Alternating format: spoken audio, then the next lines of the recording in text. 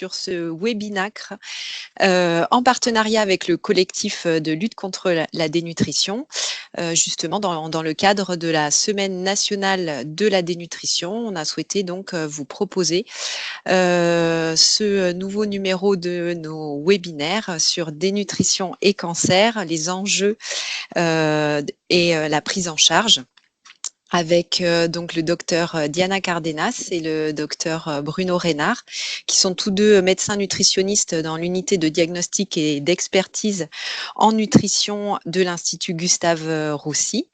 Bruno est donc chef de service et va nous exposer donc en premier ces enjeux autour de la dénutrition, et Diana Cardenas qui est également membre du bureau du collectif de lutte contre la dénutrition et qui s'intéresse aussi aux aspects éthiques, va nous présenter donc les outils du collectif, et puis elle est également impliquée dans le déploiement du Nutrition Day en France. Donc elle nous parlera de cet événement qui est renouvelé chaque année pour avoir justement une idée du niveau de dénutrition dans les services hospitaliers.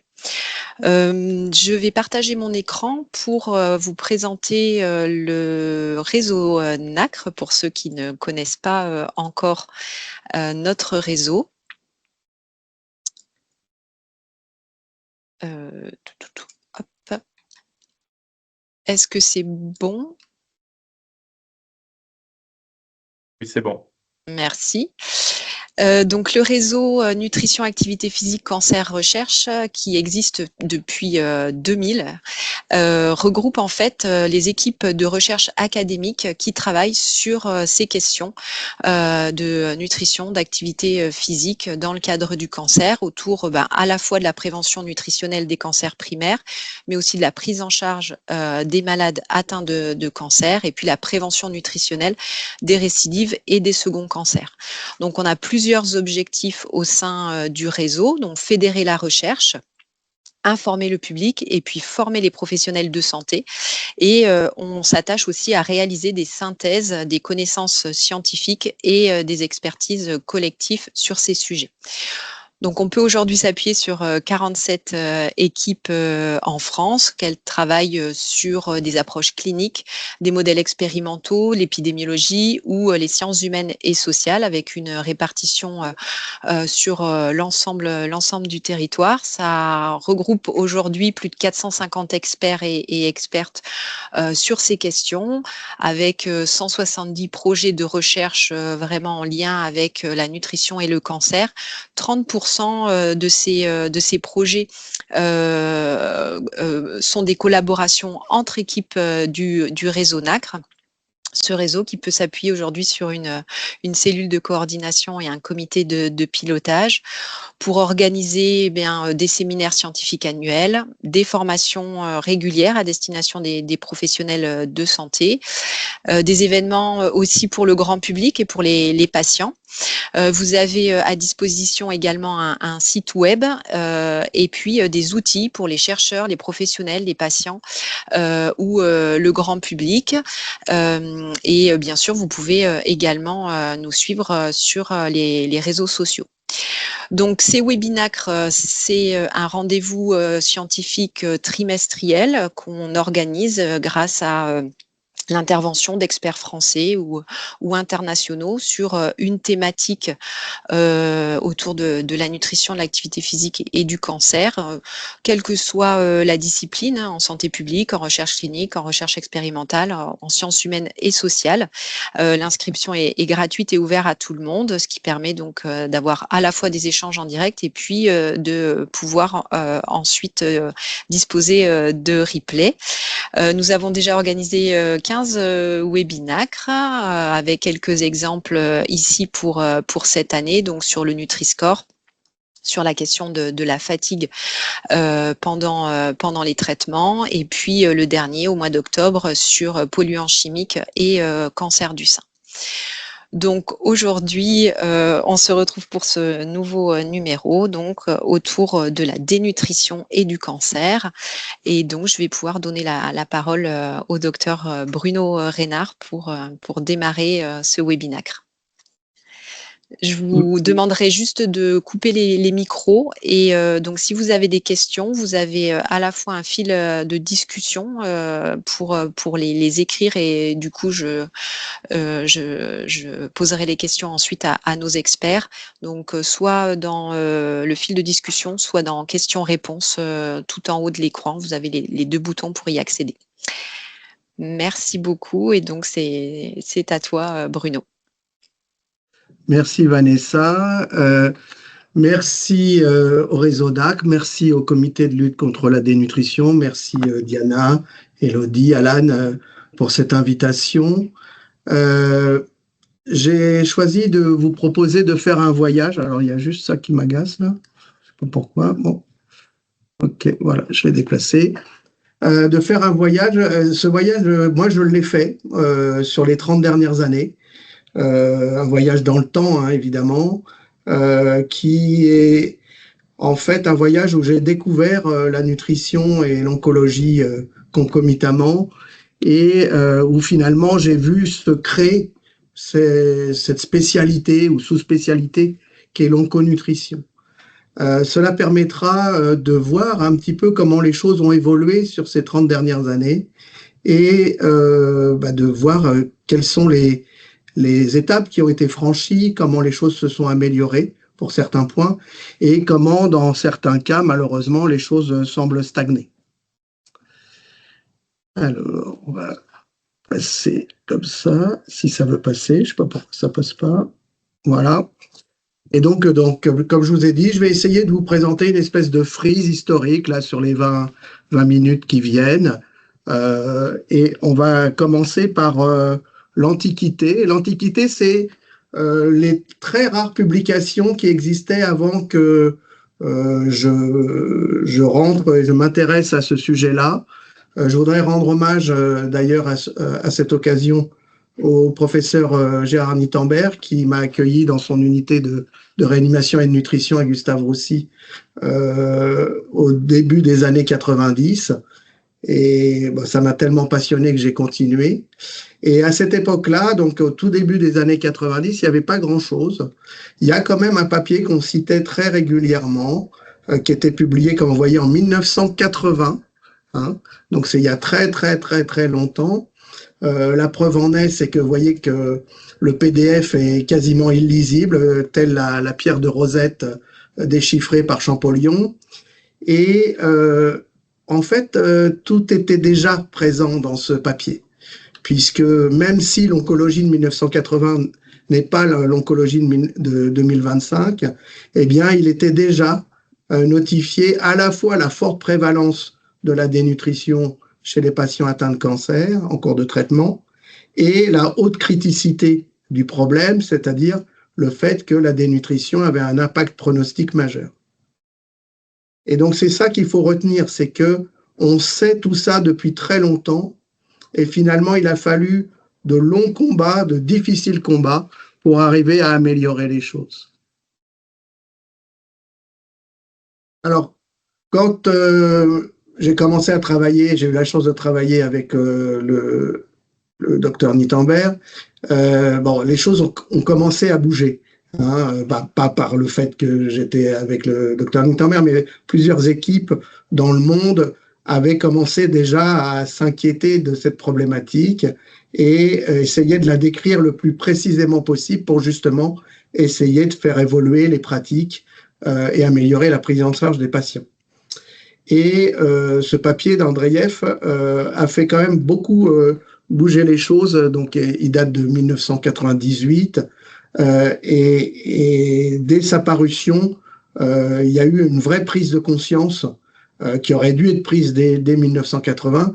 Et en fait, ce papier, avec une méthodologie un petit peu plus précise, plus rigoureuse que le travail de De Vries, a montré qu'effectivement, dans les cancers digestifs, et ensuite ça a été reproduit dans d'autres localisations, pulmonaires en particulier, eh bien, il y avait un lien très fort entre la perte de poids et le pronostic en termes d'échec des traitements, d'effets secondaires sévères des traitements, d'interruption de traitement, etc.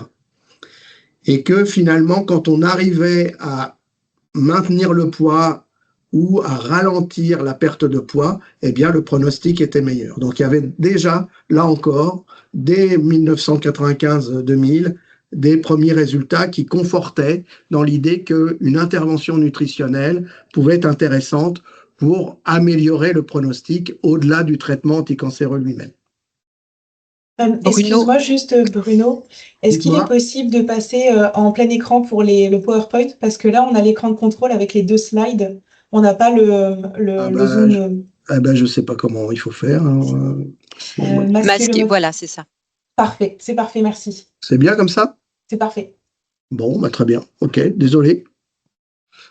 Excusez-moi.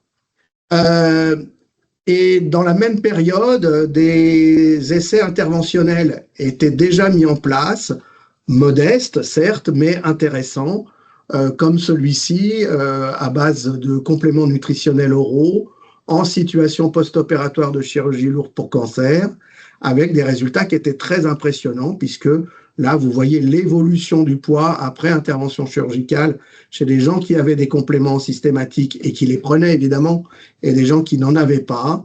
Et clairement, il y avait une différence très significative qui montrait que l'intervention nutritionnelle, au sens large du terme, qu'elle soit pré- ou post-thérapeutique, à condition qu'elle soit active et qu'elle soit évidemment associée à une surveillance des malades, permettait de maintenir l'état nutritionnel, d'améliorer l'état nutritionnel.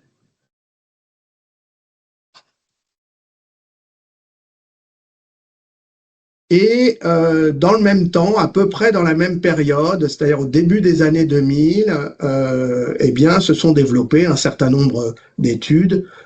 L'étude Nutrition Day, dont on va évidemment parler avec Diana, et puis en France, des coups de sonde un peu ponctuels de différentes équipes, à Gustave Roussy ou ailleurs. Et dans ce cadre-là, un laboratoire pharmaceutique avait promu une étude nationale un jour donné, qui s'appelle Nutri-Cancer, et qui était réalisée à 2 points temporels différents, 2005 et 2012, et qui a dans les 2 cas montré que la prévalence de la dénutrition, quelles que soient les localisations de cancer qui étaient prises en charge et quel que soit le stade évolutif de la maladie, eh bien, on avait une dénutrition qui était de l'ordre de 40%. C'est-à-dire que si on prenait tous les patients de cancérologie qu'on avait à prendre en charge, il y en avait 4 sur 10 qui étaient dénutris. Et vous voyez que ce résultat était le même en 2005 et en 2012, ce qu'on pouvait interpréter comme une non-amélioration de la situation sur 7 ans, ce qui est quand même un petit peu embêtant, et ce que Léonard considère comme n'étant pas génial.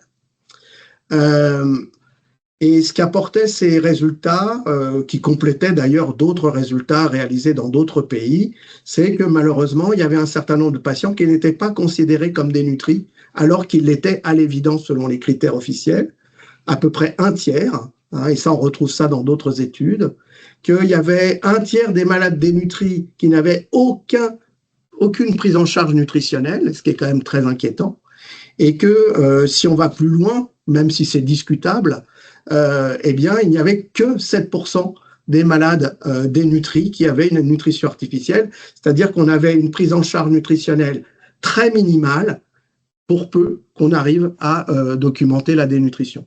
Donc, évidemment, une prise en charge très, très, très, très insuffisante.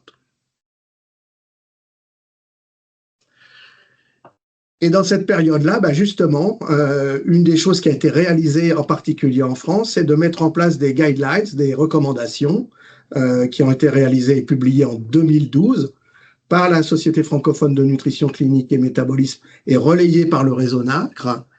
Et ces travaux ont été très, très, très intéressants à lire, puisque finalement, on s'est rendu compte qu'à cette période-là, la littérature était malheureusement encore assez pauvre pour pouvoir avoir des recommandations assez puissantes en termes de validation scientifique.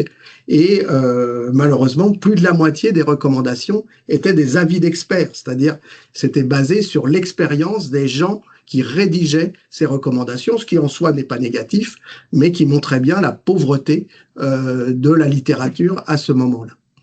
Malgré tout, ils ont pu, les experts qui ont participé à ce travail ont pu publier quelque chose d'extrêmement complet, peut-être pas exhaustif à 100%, mais très très très complet.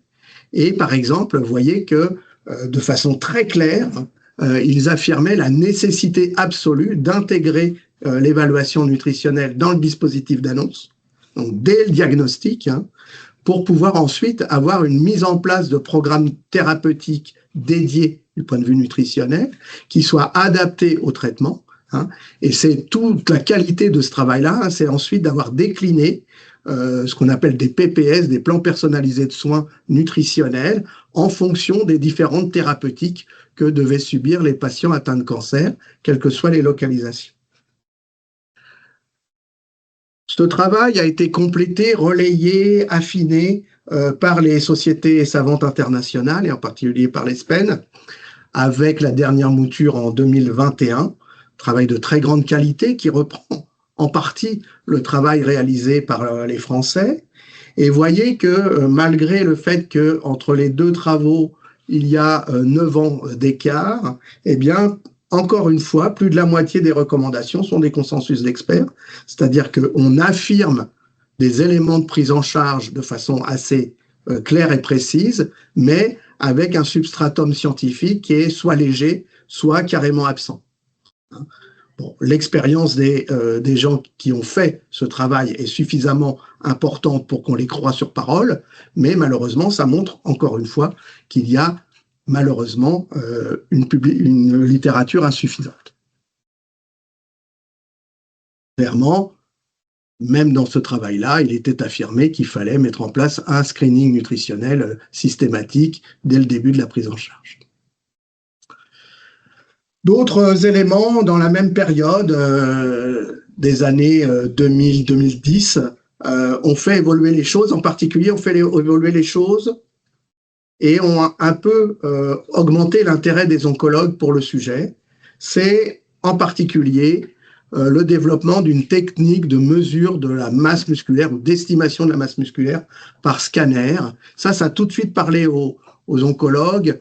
Et l'équipe de Vicky Barakos à Edmonton, au Canada, clairement a eu le génie de publier des travaux de très bonne qualité en utilisant cette technique pour montrer aux oncologues, pour parler aux oncologues de cette problématique à la fois de diagnostic et d'impact pronostic de la dénutrition, mais aussi de faisabilité des traitements anticancéreux.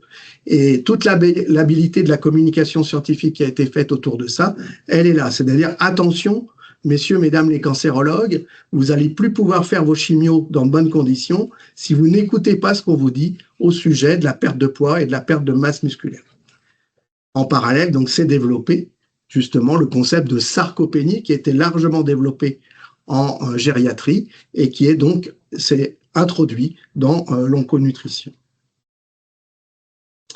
On sait maintenant que c'est un outil qui pourrait changer les choses et dans un futur que j'espère proche, par l'aide de l'intelligence artificielle, du machine learning, de l'intégration de ces logiciels de mesure de surface musculaire indexée dans les machines de scanner, on pourrait avoir une automatisation de ces mesures et donc avoir immédiatement, dès qu'on a un scanner, cette mesure-là, ce qui permettrait de sensibiliser l'intérêt de la mesure et alerter bien plus précocement les oncologues, les chirurgiens, les radiothérapeutes, mais aussi les équipes de support à la perte de masse musculaire et donc à la dénutrition. Donc c'est quelque chose qu'il faut souhaiter, même si moi je suis un peu archaïque de ce côté-là. Moi je pense qu'il y a vraiment quelque chose à faire et j'espère que ça arrivera le plus vite possible. Pardon.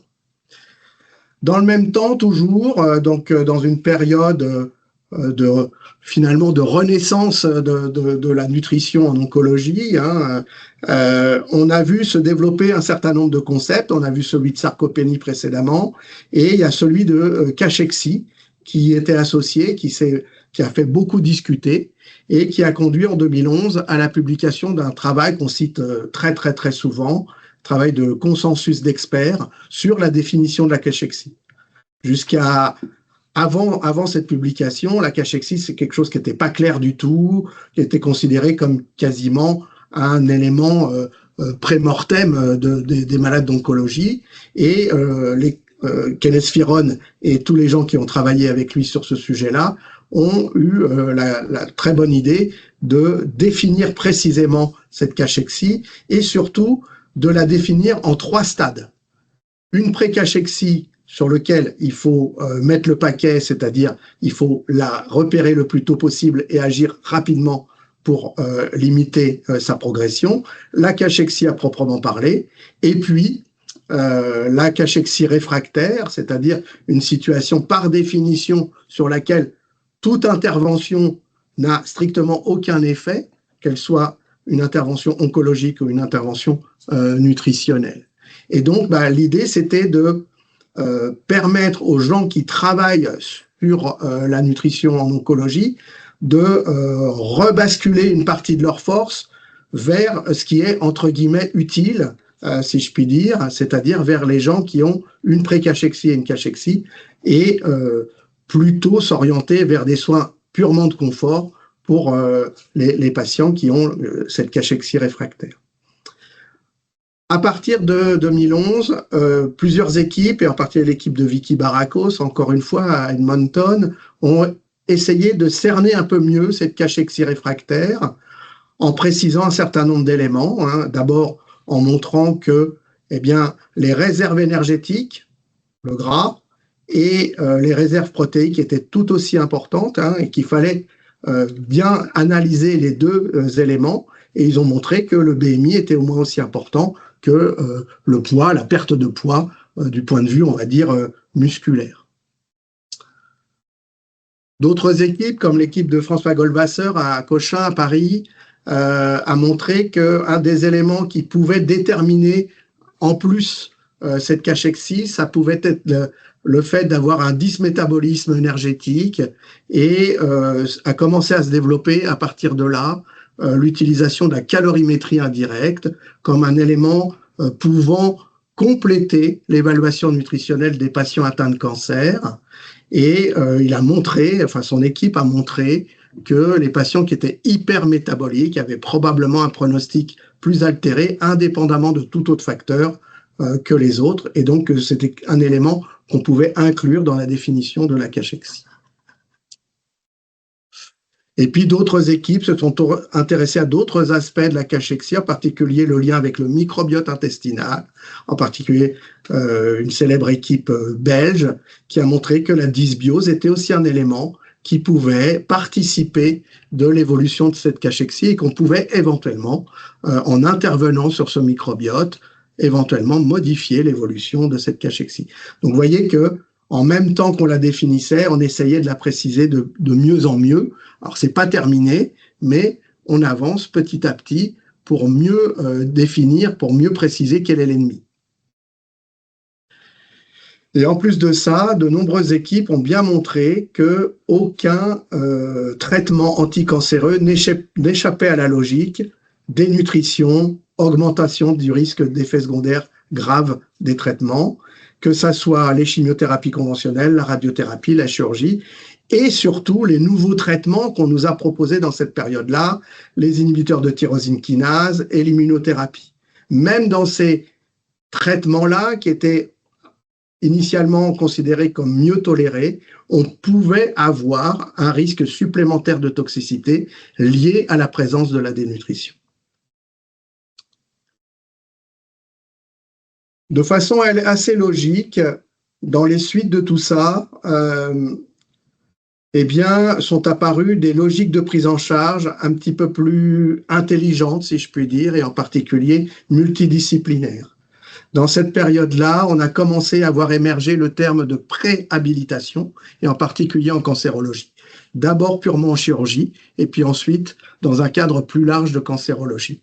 Et je crois que c'est un peu, entre guillemets, la deuxième idée géniale de cette période, c'est finalement de dire il faut concentrer nos efforts à un moment donné pour rendre le patient capable de recevoir les traitements dans de bonnes conditions. Alors c'est quelque chose qui s'est largement développé depuis, qui est fait par de nombreuses équipes, qui est théorisé maintenant par de nombreuses équipes, en particulier des équipes au Canada, et c'est quelque chose qui petit à petit fait son chemin au sein des équipes d'oncologie, de chirurgie, de radiochimiothérapie, etc. Et qui, je pense, est quelque chose qui va s'installer naturellement dans les organisations de soins des patients atteints de cancer dans les quelques années à venir.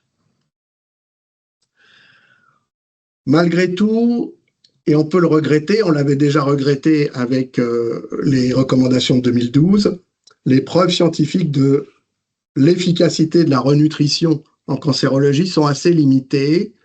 Bon là, je vous ai cité de façon non exhaustive un certain nombre de publications qui sont, quand on les lit, souvent assez décevantes parce qu'on a des résultats sur certains aspects de la prise en charge, par exemple le poids ou la force musculaire, mais pas sur le global, c'est-à-dire sur la qualité de vie et sur le pronostic en termes de survie ou inversement. Et donc, on est toujours gêné quand ces interventions nutritionnelles n'ont pas une efficacité globale, surtout quand elles sont bien faites, elles incluent pas mal de patients. Et fort heureusement, il n'y a pas si longtemps que ça, a été publié un travail de très très grande qualité qui s'appelle l'étude EFFORT, qui a là cette fois-ci bien montré que d'intervenir sur le plan nutritionnel, en particulier chez les patients atteints de cancer, améliorait le pronostic dans sa globalité des patients. Et ce qui m'a fait, au moment où j'ai fait la diapositive, me fait dire enfin on va pouvoir justifier notre travail et on ne va pas être viré demain par notre directeur. Ce qui est amusant de lire dans ce travail-là, c'est de voir avec quel niveau d'amélioration des ingestats on arrive à améliorer le pronostic des patients et comment on peut comparer ça avec les recommandations nationales et internationales. Eh bien, c'est très simple. Pour pouvoir améliorer de façon très significative le pronostic des patients dans cette étude, on est passé en gros de 17 à 21 kilocalories par kilo de poids et par jour, alors que les recommandations préconisent 30 à 35, 25 dans certaines situations, kilocalories par kilo de poids et par jour.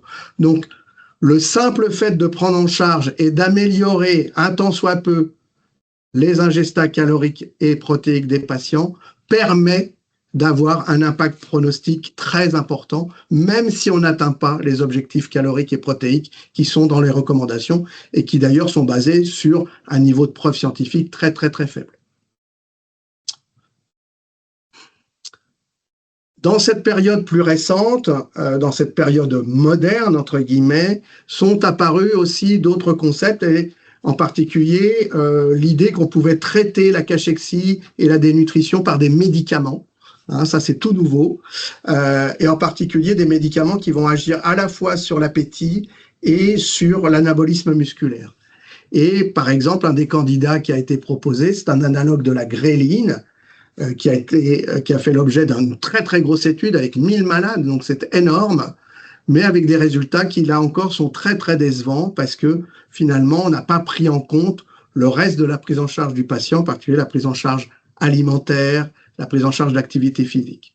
Ce qui me fait dire, et ce qui fait dire à Albert, que finalement c'est une étude certes intéressante avec une molécule qui a potentiellement un avenir, mais qui n'est pas moderne dans son design. Et c'est le cas aussi avec une autre molécule, là, publiée encore plus récemment, qui a les mêmes vertus potentielles que la précédente, qui peut agir à la fois sur l'appétit et sur l'anabolisme musculaire. Et parce que on a designé l'étude quasiment de la même façon que la précédente, c'est-à-dire sans tenir compte correctement de la prise en charge nutritionnelle associée et la prise en charge d'activité physique, on a des résultats qui sont globalement extrêmement décevants. Donc voilà ce petit voyage de 30 ans pour vous dire que les choses ont quand même considérablement évolué dans le bon sens sur les 3 dernières décennies, que la dénutrition reste très prévalente et malheureusement insuffisamment reconnue ou tardivement reconnue, que clairement, en tout cas en France, les diététiciennes et les diététiciens ont un rôle central dans cette prise en charge, mais que ils sont dans un grand nombre de cas insuffisants en nombre et insuffisamment reconnus, en particulier sur le plan financier et organisationnel. Que la sensibilisation des équipes soignantes et médicales, ça, je pense que Diana va en reparler, c'est quelque chose qui doit être amélioré, clairement, pour avoir du dépistage précoce et systématique. Qu'il faut arriver, par les outils modernes, à intégrer de façon beaucoup plus systématique le dépistage et l'alerte nutritionnelle. Et que probablement, un des éléments de prise en charge des années à venir, ça va être l'intégration systématique des programmes de préhabilitation, donc des programmes multidisciplinaires. Je pense qu'on manque malgré tout d'évaluations scientifiques correctes et qu'on aurait besoin d'études publiées dans des grands journaux avec des résultats très positifs pour pouvoir continuer à discuter à armes égales avec nos collègues oncologues, radiothérapeutes, chirurgiens et pouvoir, entre guillemets, améliorer la position de la nutrition dans la prise en charge des patients. Je vous remercie. Merci beaucoup, Bruno. Alors, n'hésitez pas à poser vos questions donc dans le chat ou dans la partie questions-réponses, donc le petit point d'interrogation tout en haut de votre écran. On a quand même déjà quelques questions. La première, est-ce qu'une balance d'impédance-métrie donne des renseignements sur la sarcopénie? Et on a une des personnes qui a tenté une réponse, mais ça vaut peut-être la peine que Bruno, tu recadres ça, puisque l'impédance-métrie donne pas forcément des renseignements directement sur la sarcopénie. Il y a marqué que c'est un critère pour diagnostiquer la sarcopénie, qui est la masse musculaire appendiculaire. Donc peut-être que tu peux recadrer un peu tout ça. J'ai une vision assez mitigée de la réponse à cette question, parce qu'effectivement, dans l'idéal de l'idéal, et c'est ce que disent les experts dont je ne fais pas partie, si on veut faire bien de l'évaluation de la dépense énergétique ou bien de l'évaluation de la composition corporelle, il faut les meilleurs outils possibles. Et il y en a des meilleurs que d'autres, ça c'est clair et net. Mais je crois que l'urgence absolue actuellement, c'est à mettre en place des programmes de dépistage et de diagnostic de la dénutrition là où il n'y en a pas, et avec finalement n'importe quel outil possible à partir du moment où on arrive plus ou moins à le maîtriser, et surtout on l'utilise largement, c'est-à-dire que on apprend au fur et à mesure du temps à l'utiliser, et il est reproductible, c'est-à-dire qu'on va toujours utiliser le même outil pour évaluer un patient donné ou une population de patients donnés. Donc, je dirais que ma réponse, elle est entre les deux, non pas parce que je suis normand et je ne le suis pas, mais parce que la discussion est encore largement ouverte. Ça a fait l'objet d'un symposium au JFN il y a quelques années et qui était très intéressant.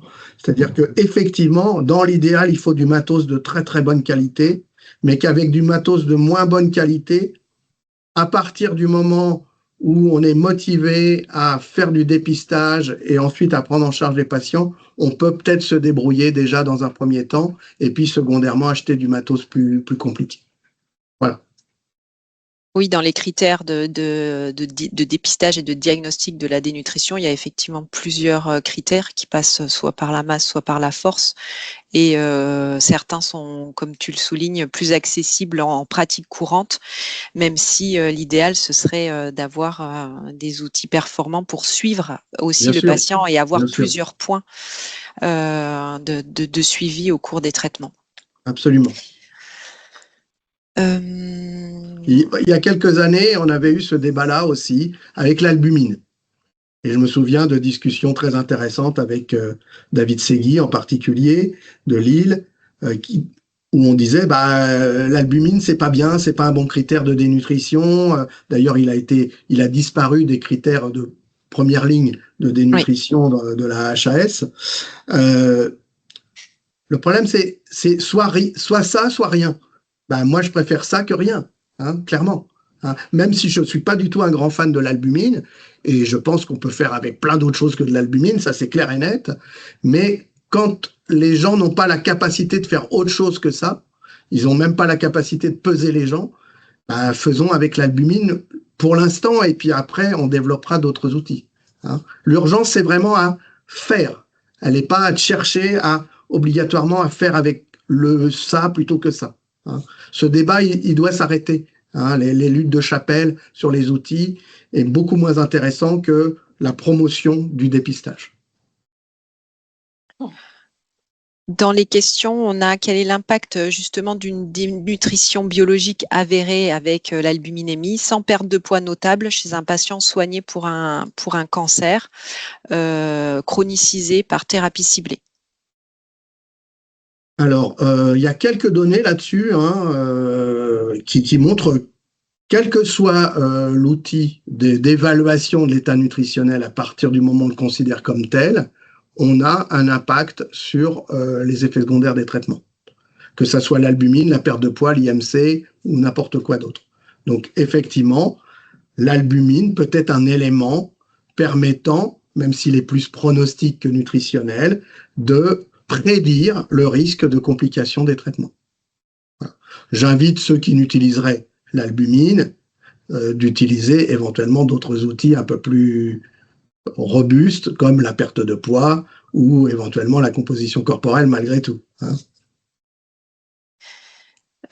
Par rapport à la perte de poids, est-ce que le pronostic n'est pas bon même pour des personnes qui sont obèses et qui perdent du poids suite à une révision de l'alimentation?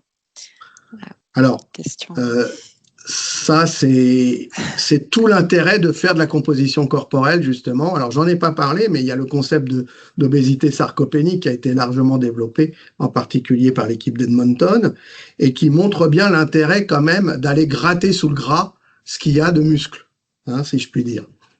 Et donc, effectivement, on peut être en surpoids et dénutri, on peut être obèse et dénutri, hein, et c'est pas le même pronostic. Donc, clairement, il faut arriver par un moyen ou un autre à différencier le gras du maigre, ce qui revient dans la perte de poids au gras ou au maigre, sachant qu'en cours de traitement anticancéreux, quand on perd 1 kilo, on perd plus facilement de la masse maigre que de la masse grasse, habituellement, sauf situation particulière. Hein. Donc, toute perte de poids dans un contexte de traitement anticancéreux actif, en particulier quand il y a de l'inflammation associée, c'est toujours au détriment principalement de la masse musculaire. Merci. Une autre question, donc, est-ce que la composition en macronutriments a été intégrée dans les expériences sur les apports en calories de 17 à 21 kilocalories par jour? Alors, j'ai pas ce détail-là, non. Dans l'étude EFFORT, j'ai pas l'info. En tout cas, je l'ai pas en tête. Je crois pas. Je sais pas. Non, je sais pas vous dire. En tout cas, pour l'étude EFFORT. Après, franchement, je pense que la fin justifie les moyens et ce qui compte, c'est le but. C'est-à-dire, c'est d'arriver à augmenter l'apport calorique et protéique par tous les moyens possibles. J'exagère un tout petit peu en disant ça, mais c'est pas loin de la vérité à mon avis. Et puis une dernière question, donc si l'impédance-mètre utilisé peut être moins précis qu'à l'hôpital, en tout cas en théorie, et donc plus accessible, peut-on imaginer un partenariat pharmaciens ou laboratoires médicaux libéraux et diététiciens libéraux pour améliorer la prise en charge des aides ou une prise en charge mieux remboursée pour le diagnostic de la dénutrition? Je suis persuadé que c'est une très très bonne idée. C'est-à-dire que de toute façon, tout ne doit pas se passer à l'hôpital, d'une part. Et deuxièmement, les gens, ils vivent un peu quand même chez eux. En tout cas, il faut l'espérer. C'est pour ça qu'on les traite, qu'on les soigne. Donc oui, tout à fait. Hein. Après, effectivement, c'est la reproductibilité de la mesure qui peut être discutée, parce que la balance impédance-mètre du pharmacien ne va pas être la même que celle du prestataire ou que celle de l'hôpital. Bon, c'est des choses sur lesquelles je ne sais pas s'il faut s'asseoir ou s'il faut discuter dessus, mais moi, je reste persuadé, c'est l'action de dépistage et de surveillance qui est plus importante que tout le reste. Merci beaucoup. En attendant, s'il y a d'autres questions, Bruno, on te les reposera peut-être en fin de webinaire. Et je propose de donner la parole à Diana Cardenas, qui donc va nous présenter quelques outils du collectif et surtout le Nutrition Day. Merci Diana. Bonjour à tous. Est-ce que vous voyez mes diapos bien comme il faut? Très bien, merci. Et vous m'entendez bien? Très bien. Donc, merci. Je voudrais tout d'abord commencer par vous remercier pour cette invitation. Je suis vraiment très contente de partager avec vous ces petites 20 minutes sur des nutritions et cancer. Et moi, je vais me centrer sur la présentation d'un outil qu'on a développé maintenant il y a 2 ans avec les collectifs. Et aussi vous parler des Nutrition Day. Je vais essayer un peu de faire un peu un switch entre les deux, qui est soutenu par les collectifs, mais aussi par la CFNCM. Et donc, tout d'abord, pour commencer, quelques données sur la semaine de la dénutrition. Donc, c'est quoi cette semaine nationale de la dénutrition? Je pense que peut-être tout le monde la connaît, mais c'est vrai que c'est une semaine très riche et c'est une semaine exemplaire en Europe. Je pense que c'est les pays d'Europe qui a des actions si fortes. Ça se passe partout en France avec les acteurs médico-sociaux et du sanitaire et d'autres secteurs aussi. Et le but est très clair, est celui de lutter contre la dénutrition. Donc ça se passe cette semaine. Et évidemment, il y a le soutien des différentes institutions, vous le voyez donc en bas de l'image.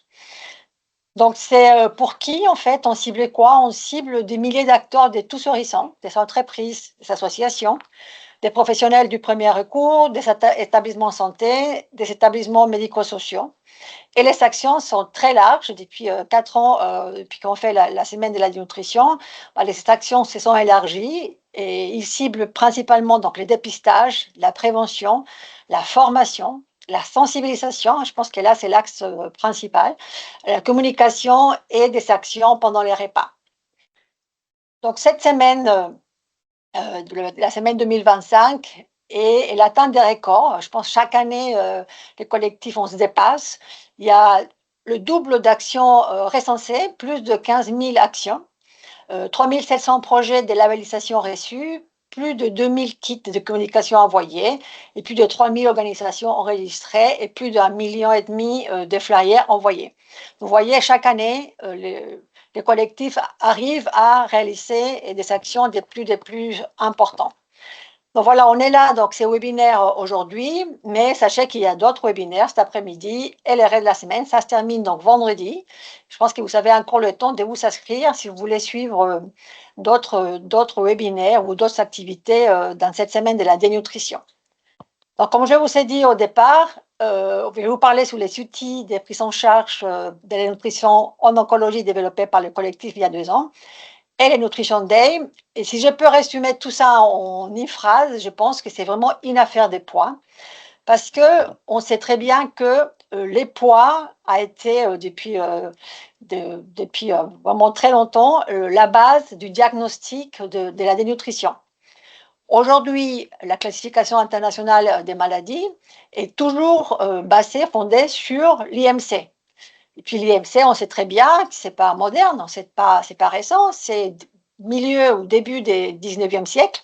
Adolphe Quetelet, qui était cette sociologue et scientifique qui essayait de décrire l'homme moyen, nous parle de la relation, l'homme pouvait décrire en relation la taille au carré. Et cet index de masse corporelle a résisté le temps et un siècle et demi ou plus après est toujours utilisé par l'OMS comme le seul critère de dénutrition chez l'adulte. Et je pense qu'il était temps qu'on puisse le dépasser. Et donc, grâce aux efforts de la Société européenne de nutrition clinique, à travers le gouvernement suédois et d'autres sociétés, plus de 40, ils ont réussi à faire bouger les choses. Et aujourd'hui, depuis le mois d'octobre, on sait qu'il y a eu un amendement de l'OMS avec cette classification internationale de maladies pour dire, OK, il n'y a pas que l'IMC, il y a d'autres critères phénotypiques qui peuvent amener un diagnostic de la dénutrition. Ça va être normalement officiellement commencé à être mis en place à partir de 2027. Et donc, évidemment, la perte de poids reste centrée, reste la base de ces diagnostics. Et donc, la perte de poids est importante et c'est pour ça qu'on a décidé donc, de faire cet outil avec les collectifs, des outils pour prévenir la dénutrition centrés sur la perte de poids. Donc, pourquoi des outils pour la prise en charge de la dénutrition en oncologie? Je pense que Bruno nous l'a déjà très, très bien décrit. On sait que la perte de poids est un facteur de risque qu'on peut modifier pour la plupart des patients. Évidemment, il y a de la cachexie réfractaire, mais ça reste quand même anecdotique ou limité à certains types de patients. Mais la plupart des patients, on peut agir sur la perte de poids. Et donc, l'outil nous présente bien quelle est la relation entre dénutrition et l'impact sur la maladie, comme l'a très bien, nous a bien parlé Bruno. Donc, on a développé avec le collectif il y a 2 ans, avec Unicancer, l'Interclan, NACRE et Gustave Roussy, un outil qui consiste en une guide à destination des professionnels, principalement dans les oncologues, et pour les patients, avec un carnet de suivi des poids. Donc, je vais vous le montrer assez rapidement. Vous pouvez le télécharger, vous pouvez le personnaliser pour votre institution. Et je trouve vraiment que c'est un outil qui peut être vraiment assez utile pour sensibiliser et pour vraiment amener des actions concrètes concernant le dépistage précoce et rapide de la dénutrition. Donc, tout d'abord, cette guide a des personnes atteintes du cancer, donc pour les patients. Il y a une première définition, on essaye d'expliquer avec un langage facile à comprendre c'est quoi la dénutrition et les principaux risques sur les personnes qui sont dénutries. On va expliquer que l'immunité est atteinte, qu'il y a un affaiblissement, etc. pour sensibiliser juste aux patients que la dénutrition n'est pas normale. On pense encore qu'on est malade, on est traité et donc je suis dénutrie, j'ai perdu du poids et c'est normal, ça va avec. Donc on sensibilise à cette normalisation qui n'est pas vraie. Et ensuite, quelques détails, évidemment, ça reste large public, mais c'est basé sur l'évidence aussi de ce qu'on sait, comment on peut la prévenir, avec des recommandations sur l'alimentation, évidemment, et sur l'activité physique. Ensuite, il y a donc ces guides, c'est une partie de guide qui est destinée à des professionnels, donc des oncologues principalement, parce qu'on sait que dans une consultation en oncologie, les oncologues ont très peu de temps et les temps qu'ils ont sont centrés pour la maladie et on voulait proposer avec cette partie du guide d'une manière facile comment les oncologues pouvaient identifier, au moins faire un dépistage, un screening de la dénutrition qui soit assez rapide et simple, surtout avec un outil qui est aujourd'hui validé par des études.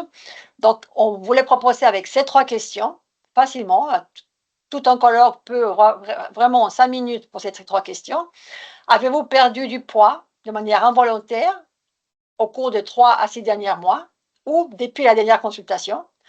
Avez-vous mangé moins d'habitude au cours de la semaine écoulée ou depuis notre dernière consultation? Est-ce qu'avez-vous perdu les forces ou vous sentez plus faible que d'habitude? Et donc, ces 3 questions qu'un oncologue peut poser facilement et qui vont permettre d'identifier des patients qui sont à risque. Donc, dans le guide, on dit, voilà, quoi faire. D'abord, on explique pourquoi chaque question et ensuite quoi faire en fonction des réponses des patients. Mais sachez que ça a été validé donc, par l'équipe de Muscaritoli aussi et Carla Prado. Et donc, c'est un outil qui a un soutien scientifique et vraiment, je vous recommande d'essayer de le mettre en place dans vos institutions.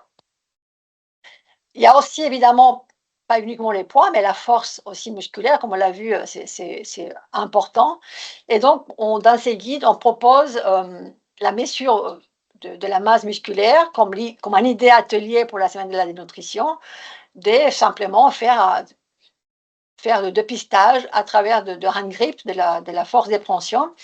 Et on montre ici donc cet outil du dépistage que les SARCF et on explique comment l'utiliser. C'est une idée donc pour des ateliers dans vos institutions centrés donc sur l'importance du screening de la sarcopénie qui commence. On sait que ça a été introduit dans la dernière version de la définition de la sarcopénie. Il faut d'abord dépister la diminution de la force et ensuite on fait la diminution de la masse. Mais si la force est déjà diminuée, il faut faire des investigations pour confirmer cette diagnostic de sarcopénie.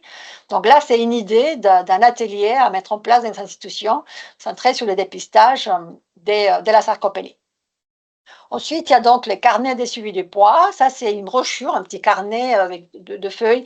Alors, on peut donner aux patients, on peut mettre le logo de l'institution et en fait, dans ce carnet, on va encore une fois définir la dénutrition, les risques, comment la prévenir et on va dire aux patients, voilà, il y a aussi l'axe sur l'activité physique et donc on demandera aux patients de remplir votre poids, de faire un suivi auto-suivement du poids et pour chaque institution, on va décider si on cache chimiothérapie, des radiothérapie ou des chirurgies, à qui il faut contacter, à qui il faut donner ces carnets au cas où on arrive à identifier une perte de poids.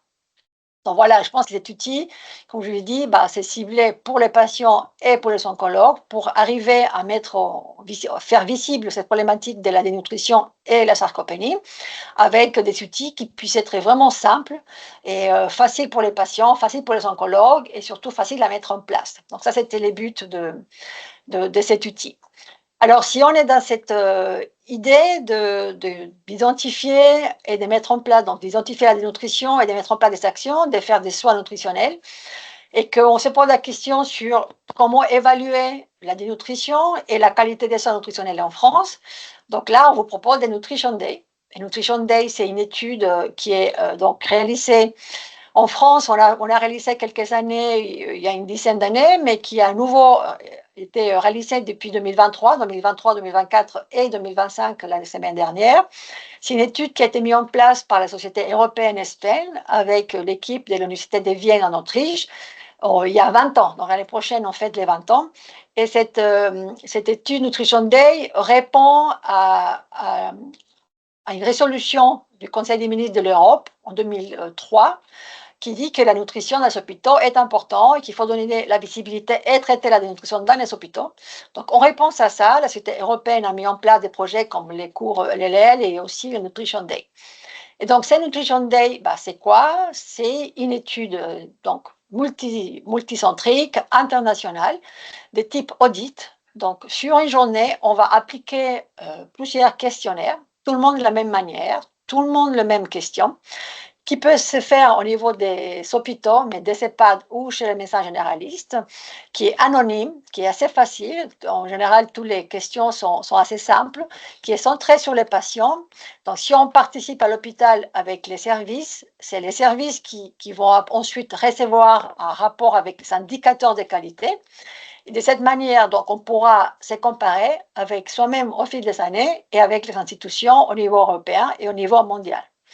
Donc, le Nutrition Day, c'est surtout une étude qui permet de prendre une photo des soins nutritionnels au niveau des institutions, au niveau des services et des institutions. Évidemment, il vise à lutter contre la dénutrition, mais aussi à promouvoir des soins nutritionnels de qualité.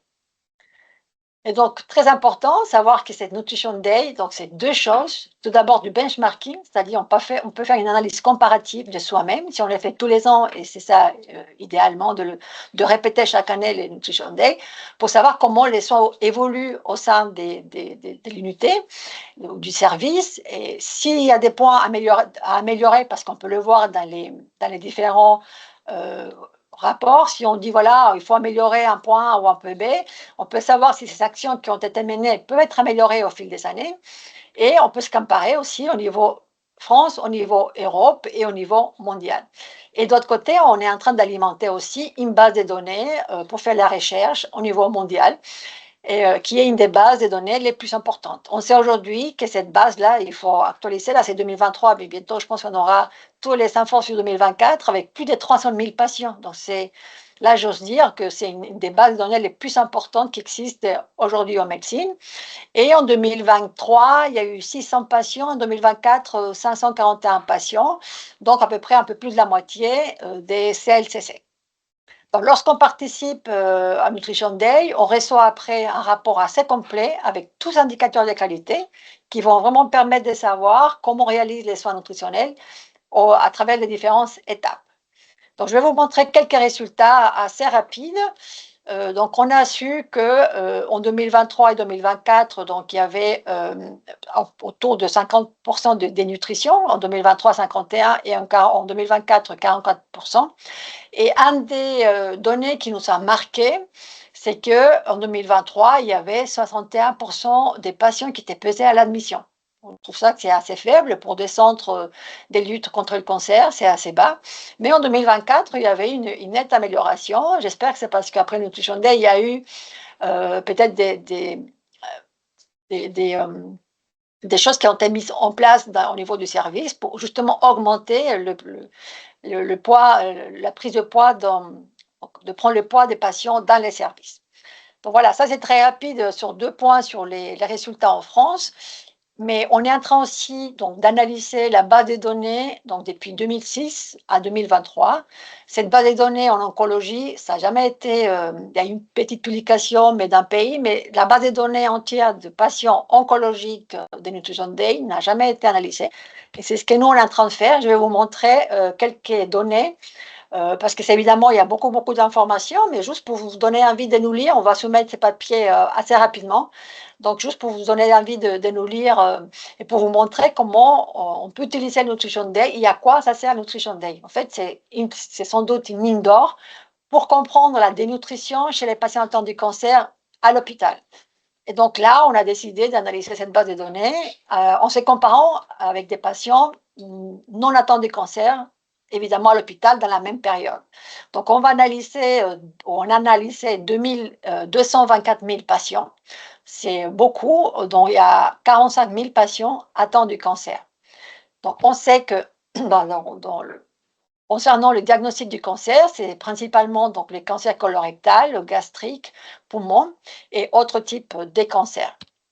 Donc concernant la dénutrition, le risque de dénutrition, lorsqu'on participe au Nutrition Day, on est capable de calculer différents scores, notamment le MST et les GLIM. Et donc, on sait que les patients atteints de cancer sont beaucoup plus à risque que les patients sans cancer, donc 46 versus 34%. Et si on regarde à l'intérieur de ces patients à risque, on sait que la prévalence de la dénutrition est encore plus importante chez les patients atteints de cancer que les patients non atteints de cancer. Les patients avec du cancer, c'est ici en bleu. Donc, il y a à peu près 36% des patients dénutris versus à peine 21% chez les patients non dénutris et les patients sans cancer. Donc, on a regardé, comme je vous ai dit, énormément d'informations. On a analysé les facteurs de risque par la cohorte Nutrition Day, des études avec la totalité de la population. On a pu identifier les facteurs de risque qui sont associés à la dénutrition. Donc, ici, on a regardé ces mêmes facteurs de risque en comparant patients avec cancer et sans cancer, donc l'index de masse corporelle, la perte du poids, 3 mois avant le Nutrition Day, les patients qui mangent très peu, autour d'un quart de l'assiette la semaine précédente, qui mangent très peu, donc un quart les jours de Nutrition Day et qui ne mangent rien. Et on sait que la prévalence donc, de ces facteurs de risque est beaucoup plus importante chez les patients atteints du cancer. Tout ça pour vous dire que lorsqu'on est à l'hôpital, tout le monde n'est pas pareil et les patients atteints du cancer ont des prévalences des risques qui sont beaucoup plus marquées. Il faut aller les chercher, il faut aller les identifier. Il faut mettre en place des outils. Chaque hôpital ou chaque service doit identifier les moyens pour mettre en place justement des outils et des actions pour identifier ces facteurs de risque. Juste pour finir rapidement, je n'ai pas le temps de vous montrer tout ça en détail, mais on peut voir les variations du poids au cours de 3 mois et voir comment, ici, donc en bleu, encore une fois, les patients atteints du cancer et en gris, les patients sans cancer. Les patients atteints du cancer ont beaucoup plus difficulté à maintenir un poids stable. Donc, ça, c'est des choses qu'il faut qu'on sache lorsqu'on veut faire la prévention et le traitement de la nutrition en oncologie. Pareil pour l'IMC, on sait très bien qu'un patient, on l'a mentionné rapidement, un patient en surpoids, en obésité peut être dénutris. Mais là, les patients atteints du cancer ont un IMC plus dans la normalité et les seuils de dénutrition que les patients sans cancer. Et donc, très rapidement, on sait très bien que la dénutrition a un impact donc, sur la mortalité et sur les réadmissions. Et on sait très bien que lorsqu'il y a un risque et lorsque les patients sont dénutris selon les GLIM, le patient atteint du cancer a presque 7 fois plus de risques de décès versus à peine 3% les patients sans cancer. Donc ça, c'est des données très importantes qui vont peut-être essayer ou vont nous servir à mettre en place des actions. On va pouvoir parler de l'importance et de l'impact de cette problématique des dénutrition chez les patients atteints de cancer pour vraiment réussir à transformer et à mettre en place des actions pour traiter correctement ces patients. Donc voilà, pour terminer, juste 2 invitations. La première, à participer l'année prochaine au Nutrition Day, c'est dans un an. Il y a un site Nutrition Day France où tout a été traduit, qui ne remplace pas Nutrition Day International, le site international, mais c'est Nutrition Day France, tout est traduit et on va pouvoir s'inscrire pour participer l'année prochaine. Vous pouvez m'écrire aussi à Nutrition Day France si vous avez des questions, si vous voulez savoir comment participer l'année prochaine. Et la deuxième invitation, c'est suivre le collectif et recevoir la newsletter pour soutenir toutes nos actions. Et voilà, merci beaucoup.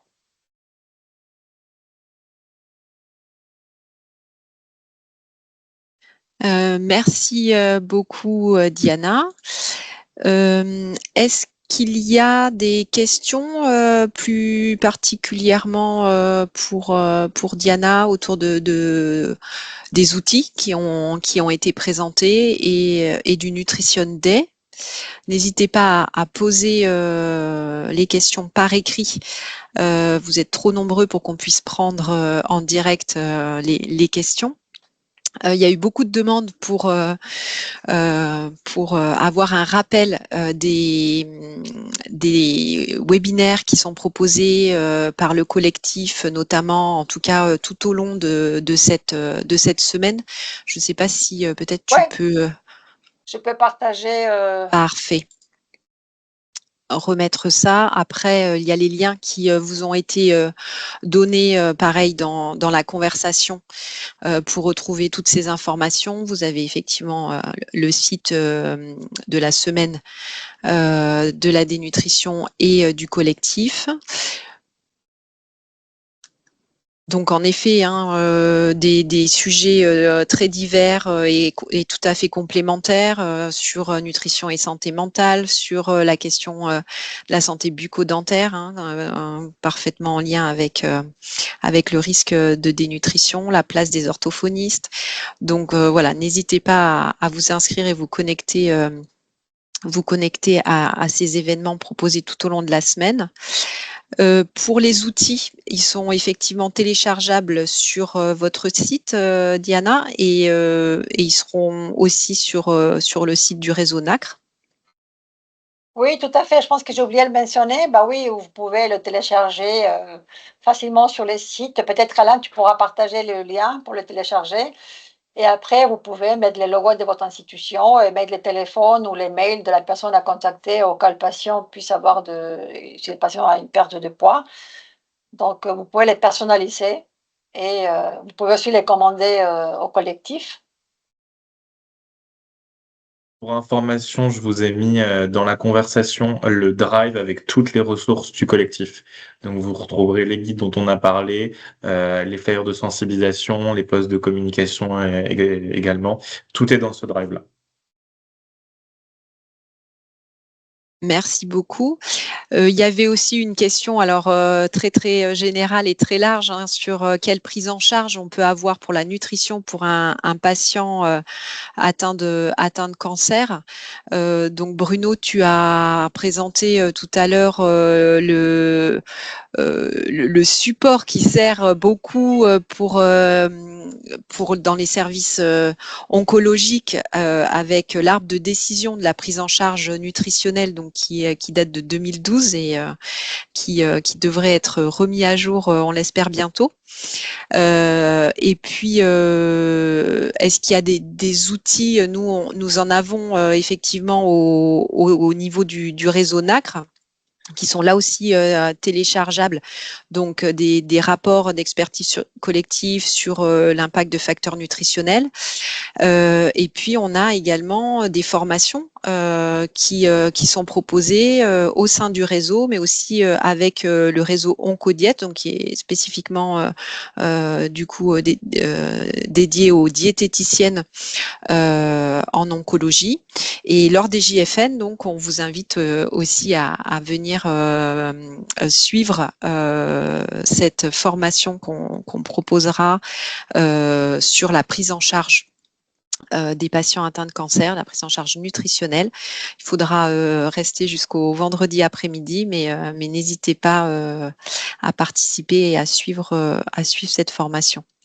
Est-ce qu'il y a d'autres conseils que tu peux donner, Bruno? Alors, avant de donner des conseils, j'aimerais d'abord, évidemment, remarquer l'énorme qualité du travail et la quantité de travail produit par Diana et les gens qui travaillent avec elle dans le cadre de Nutrition Day. Elle a beaucoup insisté sur le fait que c'était une source quasi inépuisable d'informations. Parmi celles-ci, je crois qu'il y en a deux qu'il faut retenir. C'est premièrement la pesée à l'admission, qui à mon avis est un critère de qualité de prise en charge globale et nutritionnelle en particulier, et sur lequel malheureusement on a des résultats qui peuvent être de l'ordre du pitoyable, parfois même à Gustave Roussy. L'autre élément, et ça va permettre de rebondir sur la question, c'est par exemple la délivrance ou le bon process pour que les patients aient les compléments nutritionnels oraux qui sont prescrits, pour peu qu'ils soient prescrits. Clairement, ça sert à rien de mettre en place tout un processus de diagnostic, de dépistage et de diagnostic de nutrition si on n'a pas derrière les forces vives nécessaires à la prise en charge. On va se retrouver avec des kilotonnes de gens qui seront dépistés et dont on ne saura pas quoi faire. Donc la question, elle est tout à fait légitime. Je pense qu'il faut agir de deux façons. La première, c'est celle sur laquelle j'ai insisté pendant mon topo. Il faut que dans les parcours de soins, il y ait des diététiciens et des diététiciennes. Il n'y a pas le choix. Ce sont les professionnels experts du sujet. C'est eux qui doivent mettre en œuvre toute cette prise en charge. Il n'y a pas le choix. Et l'autre point, non, c'est pas la peine d'applaudir, hein. L'autre point, c'est que il faut aussi que les équipes, les médecins, les chefs de service, les directeurs d'hôpitaux, les directeurs des affaires financières des hôpitaux se forment à cette problématique. Les chiffres qui ont été montrés par Diana sont édifiants, hein. L'impact sur les réhospitalisations, sur le pronostic, ils sont plus qu'évidents, et ils sont plus qu'évidents depuis 1980. Donc il faut arrêter, pour certains, de se cacher derrière son petit doigt. Il faut mettre en place des équipes conséquentes de prise en charge. Elles peuvent être à l'hôpital, elles peuvent être en ville et à l'hôpital, peu importe. C'est très important qu'elles soient présentes en support d'une action de première ligne qu'il faut définir. L'action de première ligne, c'est des premiers conseils, c'est aider le patient à adapter son alimentation au quotidien. Je ne suis pas diététicien, donc je ne vais pas aller très loin dans la discussion. C'est proposer à bon escient les compléments nutritionnels, les prescrire de la bonne façon, etc. Et ça, ça complète ce que tu disais, Vanessa, et tu as parfaitement raison. Il faut documenter tout ça, il faut fournir des documents, des informations qui permettent à ces équipes de débuter, si je puis dire, sur ce genre de prise en charge, avec des petites informations sur comment on prescrit bien un complément, comment on donne bien un complément, comment on donne les premiers conseils diététiques, si on n'a pas de diététicienne en nombre suffisant, etc., etc. Et en plus de ça, essayer, dans la mesure du possible, d'investir dans un nombre suffisant de diététiciens. Yana, tu as peut-être des idées plus claires que moi sur ce sujet. Non, c'est très clair. Moi, je dirais qu'il faut créer donner la visibilité à la problématique et promouvoir les soins nutritionnels, tout, et avec des actions très simples comme peser les patients, mettre en place des outils faciles à comprendre pour tout le monde. Mais c'est de la volonté, hein, de parler. Puis pour les patients aussi, il faut que les patients sachent que c'est pas normal de dénutrir. Travailler avec les patients la problématique aussi, et participer à Nutrition Day, ça va vous aider à créer l'awareness, de créer les conscientisations sur la problématique. Petit à petit, vous faites un service une année, et puis 2 services la deuxième année, vous informez la direction de l'hôpital sur l'impact dans 2 services, et petit à petit, vous participez de plus en plus, et vous avez des données concrètes sur le problème pour mettre en place des actions. Donc, suivez le collectif, là où vous trouverez les outils, et participez au Nutrition Day. Oui, tu as raison, Diana, et merci beaucoup pour tout le travail qui a été réalisé et qui est réalisé. Comme le soulignait Bruno, ça donne des données absolument indispensables et très originales. Et en plus, comme tu le dis, hein, à l'échelle d'un service ou d'un hôpital, ça donne des chiffres pour se comparer d'une année à l'autre, mais aussi par rapport à d'autres services, savoir où on en est. Et on peut comme ça essayer de sensibiliser son établissement pour justement avoir de nouveaux moyens pour recruter des diététiciens pour les patients. On a aussi abordé la question des outils. Alors, avant de parler d'impédance mètre, c'est vrai qu'une simple balance, c'est déjà bien utile et ça demande pourtant pas un gros investissement. Et on voit effectivement qu'on a encore des patients qui sont pas forcément pesés à l'admission. Donc, on a une belle marge de progression et des initiatives comme le Nutrition Day permettent d'appuyer sur les actions à mettre en place. Et la semaine de la dénutrition également a un énorme impact maintenant en termes de communication et va bien sûr nous aider à porter les messages dans les services hospitaliers notamment. J'ai peut-être une petite question pour toi, Diana. Donc justement sur le Nutrition Day, tu as mentionné que c'était un jour donné, mais peut-être pour rassurer aussi les personnes qui seraient intéressées à le mettre en place l'année prochaine. Si ce jour-là, ça colle pas forcément dans le service ou s'il y a des difficultés, peut-être les rassurer sur le fait qu'on peut décaler un tout petit peu le jour de participation et que on peut parfaitement s'adapter. Oui, tout à fait. En fait, c'est à partir du 12 novembre, vous avez un mois pour le faire un jeudi. Il faut que ça soit un jeudi. Par exemple, nous, à Gustave-Roussy, on va le faire cette semaine, là, après-demain. Ça a été en France et un peu partout, la plupart des services l'ont fait il y a une semaine, mais nous, pour différentes raisons, on a décidé de le faire dans le cadre de la semaine de la nutrition et le faire jeudi prochain. Donc, vous pouvez le bouger, ça n'a aucun impact, mais il faut que ça soit pendant le mois de novembre, au maximum début décembre. Il faut que ça soit un jeudi. Et il faut savoir qu'on fait le requis de données à J30 si on est un service hospitalier normal.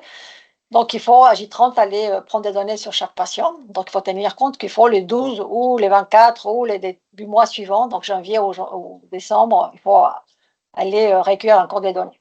Mais si vous pouvez, c'est assez flexible, il n'y a pas de souci. En tout cas, ça, si vous voulez participer, comme il faut passer par les CPP pour les savalétiques, donc il faut que vous m'envoyiez un mail ou que vous rentrez sur la plateforme Nutrition Day France. Tout est assez mâché, tout est expliqué. Mais si vous avez encore des questions.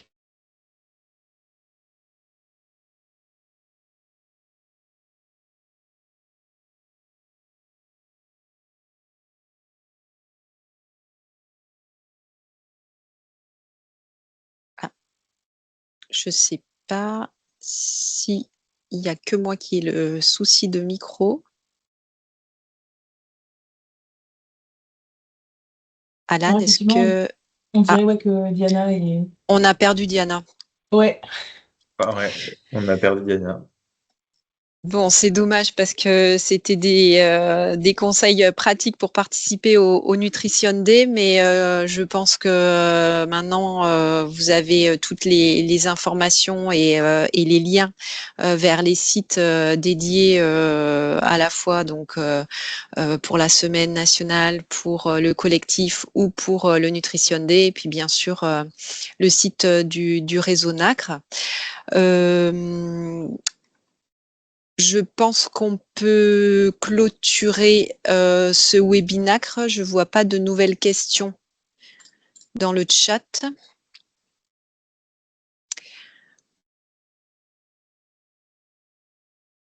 Non, donc il nous reste vraiment à remercier chaleureusement Diana et Bruno pour leur participation aujourd'hui et ce webinaire de grande qualité qui nous a apporté plein d'informations. Ils font tous les deux partie de l'équipe 62 de notre réseau NACRE et on a beaucoup de chance d'avoir des cliniciens avec nous, notamment pour des événements comme aujourd'hui, mais aussi pour des projets de recherche ou pour des travaux d'expertise collective. Donc un grand merci à eux. Merci également au collectif de lutte contre la dénutrition pour l'organisation conjointe de ce webinaire. Merci à Elodie pour l'organisation et Alan. Et merci à vous de vous être connectés aussi nombreux, de vous être inscrits aussi en grand nombre. Hein. On a eu plus de 900 inscriptions pour ce webinaire, donc ça montre bien l'intérêt de cette question de la dénutrition chez les patients atteints de cancer et on a vu qu'on avait encore beaucoup de chemin à faire, mais qu'on est en bonne voie pour améliorer leur prise en charge. Merci beaucoup à tous et donc les replays seront disponibles d'ici quelques jours. Merci beaucoup. Merci.